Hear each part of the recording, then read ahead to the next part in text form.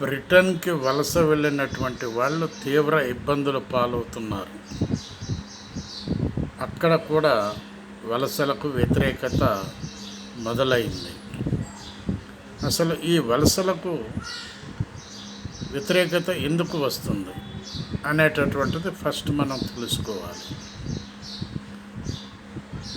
అక్కడ ఉన్నటువంటి వనరులను వీళ్ళు కూడా తింటున్నారు అనే ఉద్దేశంతో అక్కడ ఉన్న వాళ్లకు ఉద్యోగాలు దొరకటం లేదు, వాళ్లకు ఆకలి మంటలు తీరటం లేదు అనేటటువంటి ఈ పెండింగ్ పాయింట్స్ని పట్టుకొని వలసలకు వ్యతిరేకంగా మాట్లాడుతున్నారు ప్రతి దేశంలో.